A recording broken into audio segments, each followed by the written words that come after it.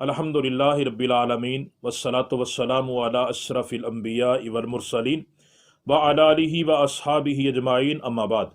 अबू अय्यूब रदी अल्लाह तआला अन्हु से मरवी है, अल्लाह के नबी सल्लल्लाहु अलैहि वसल्लम ने इरशाद फरमाया, किसी मुस्लिम के लिए ये बात जायज़ नहीं है, हलाल नहीं है कि वो अपने भाई को 3 रातों से ज़्यादा छोड़े रखे। वो दोनों मिलें तो एक उस तरफ मुंह कर ले, दूसरा उस तरफ मुंह कर ले। और अल्लाह के नबी सल्लल्लाहु अलैहि वसल्लम ने फरमाया, उन दोनों में से बेहतरीन वो है जो सलाम में पहल करता है। 3 रातों से ज़्यादा हलाल ना होने से साफ जाहिर है कि 3 रातों से ज़्यादा आपस के अंदर बोल चाल छोड़ देना हराम है। आपस में बोल चाल छोड़ देना हराम है, क्योंकि बातचीत छोड़ दी, बोल चाल छोड़ दिया तो सारे हकूक जो है वो ज़ाया कर दिए गए। मिसाल के तौर पे अस्सलाम वालेकुम कहना, ये भी ज़ाया हो गया।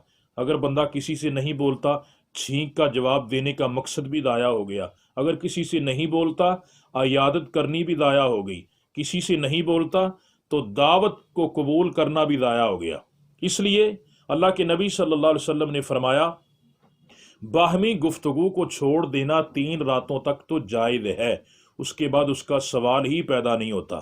गुस्सा और नाराज़गी इंसानी फितरत है, इसको मद्देनज़र रखते हुए इतनी रियायत रख दी गई है कि पहले दिन गुस्से में ठहराव आ जाए, दूसरे दिन बंदा सोचे और तीसरे दिन वापस पलटाए।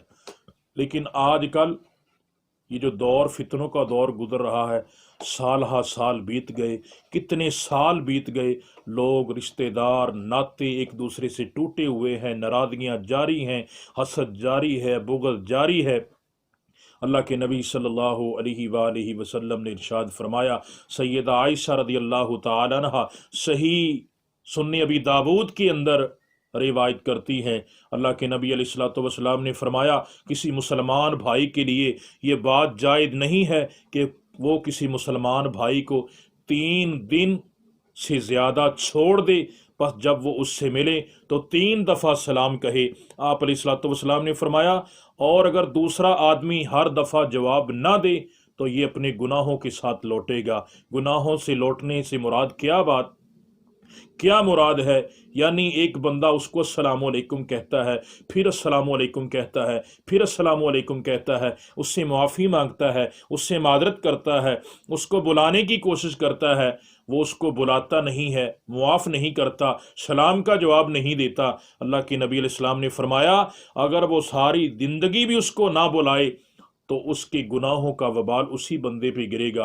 आज नमाजें ज़ाया हो रही हैं, रोज़े ज़ाया कर रहा है शैतान, दिलों के अंदर हसद आ गया, दिलों के अंदर बुग़्ज़ आ गया। फिर मरने के बाद हम जनाजा भी पढ़ते हैं, हम दुआ भी करते हैं, हम फूल भी छिड़कते हैं, हम अगरबत्तियाँ भी लगाते हैं, मोमबत्तियाँ भी लगाते हैं, चादरें भी चढ़ाते हैं, फिर हम आंसू भी बहाते हैं। लेकिन जब वो बंदा जिंदा था, ना कभी उससे बैठे, ना कभी उससे मुलाकात की, ना कभी उसके साथ हंसे, ना कभी उसके साथ बगलगीर हुए, सारी ज़िंदगी हसद और बुग़्ज़ के अंदर गुजार दी। मेरे भाइयों, अब वो पलटने वाला नहीं है, उसने देखना नहीं है आके कि ये बंदा मुझ पे रो रहा है। तो इसलिए मैं और आप अपने आमाल का मुहासबा करें, मैं और आप ये बात देखें कि कहीं कल क़यामत के दिन वो बंदा अगर अल्लाह की अदालत में खड़ा हो गया, कसूर मेरा था, कसूर उसका नहीं था, मैंने पहल नहीं की, मुझे पता भी था इस्लाम ये दावत देता है, अल्लाह के नबी का फरमान था,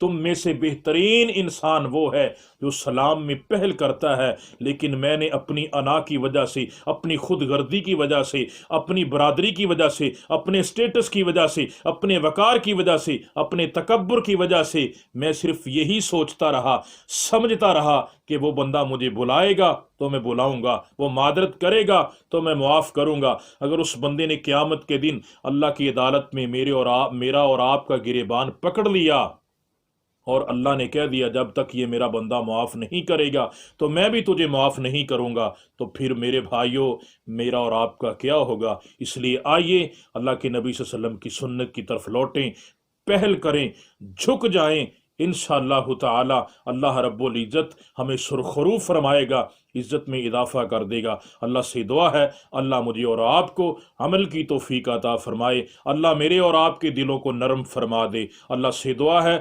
اللہ شریعت محمدی کے تقاضوں کو سمجھنے کی توفیق عطا فرمائے۔ آخر دعوانا ان الحمدللہ۔